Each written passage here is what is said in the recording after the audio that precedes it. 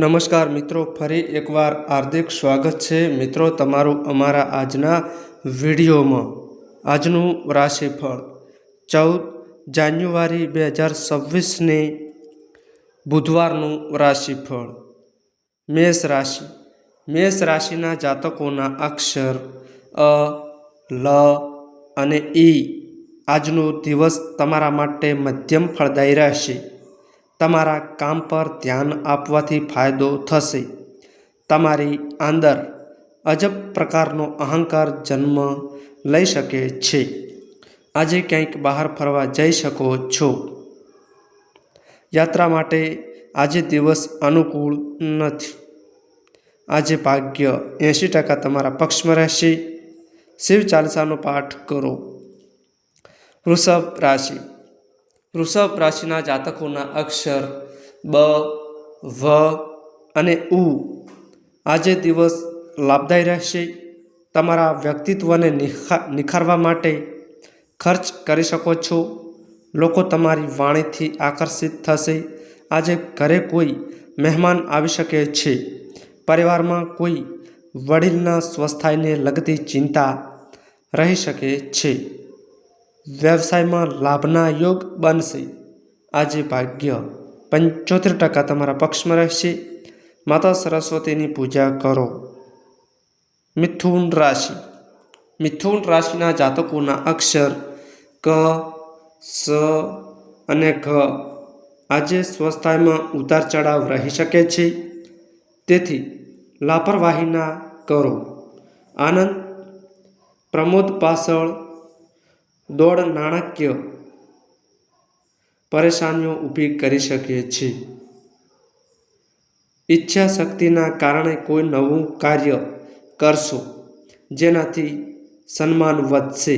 પ્રેમ સંબંધ માટે દિવસ સામાન્ય રહેશે। આજે ભાગ્ય 85% તમારા પક્ષમાં રહેશે। સફેદ વસ્તુનું દાન કરો। કર્ક રાશિ।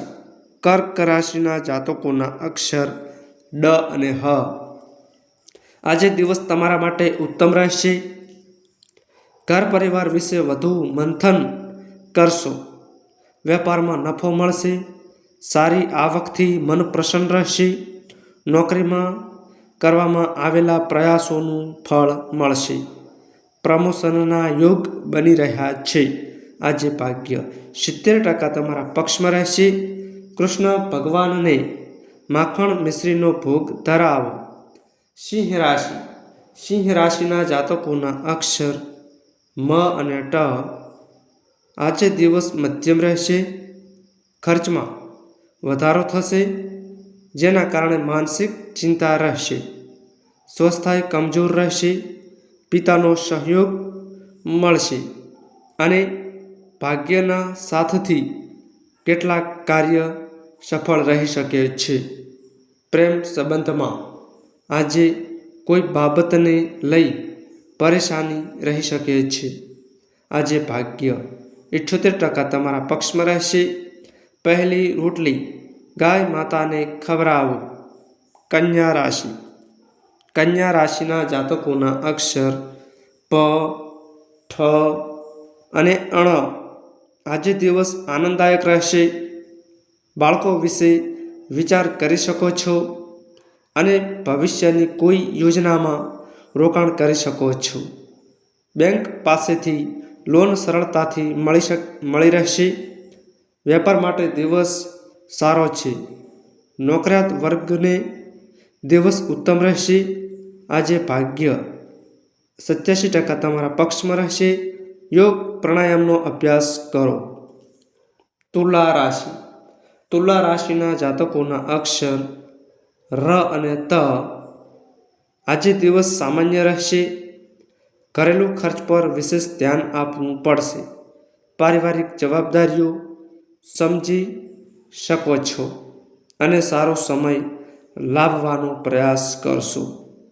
નોકરીમાં તમારા કામની પ્રશંસા થશે, પરંતુ માનસિક રીતે વ્યસ્ત રહેશો। આજે ભાગ્ય 90% તમારા પક્ષમાં રહેશે। ચોખાનું દાન કરો। વૃશ્ચિક રાશિ। વૃશ્ચિક રાશિના જાતકોના અક્ષર ન અને ય. આજે દિવસ સારો રહેશે. પરિવારનો માહોલ સારો રહેશે. પ્રેમ સંબંધમાં આજે પાર્ટનર તરફથી ઉગ્ર વ્યવહાર જોવા મળી શકે છે. યાત્રા માટે આજનો દિવસ અનુકૂળ નથી, તેથી યાત્રાથી બચો. નોકરીમાં સારા પરિણામ મળશે. વેપારમાં લાભ થશે. આજે ભાગ્ય 75% તમારા પક્ષમાં રહેશે. શિવ જાપ માળાનો પાઠ કરો. ધનરાશિ. ધનરાશિના જાતકોના અક્ષર ભ, ધ, થ અને ઢ. આજે દિવસ મધ્યમ ફળદાયી રહેશે. સ્વસ્થતાનું ધ્યાન રાખો અને ખાનપાન પર ધ્યાન આપો. માનસિક તણાવથી રાહત મળશે. ગળામાં દુખાવાની ફરિયાદ રહી શકે છે. પ્રેમ સંબંધમાં તણાવ રહેશે. દાંપત્ય જીવન સુખમય રહેશે. આજે ભાગ્ય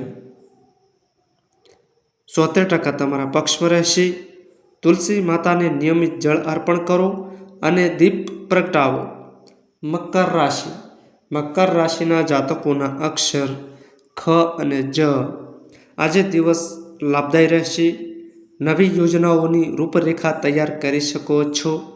આજે કોઈ સગપણની વાતો થઈ શકે છે. પ્રોપર્ટી ખરીદવા પર વિચાર કરશો અથવા નવું વાહન ખરીદવાની યોજના બનાવશે. દાંપત્ય જીવનમાં તણાવથી રાહત મળશે. સ્વાસ્થ્યમાં સુધારો થશે. આજે ભાગ્ય 78% તમારા પક્ષમાં રહેશે. લક્ષ્મી માતાને ખીરનો ભોગ ધરાવો. કુંભ રાશિ. કુંભ રાશિના જાતકોના અક્ષર ગ, સ, સ અને ક્ષ. આજે દિવસ સામાન્ય રહેશે. પરિવાર સાથે કોઈ સ્થળની મુલાકાત લઈ શકો છો. આવક ઓછી અને ખર્ચ વધુ રહેશે.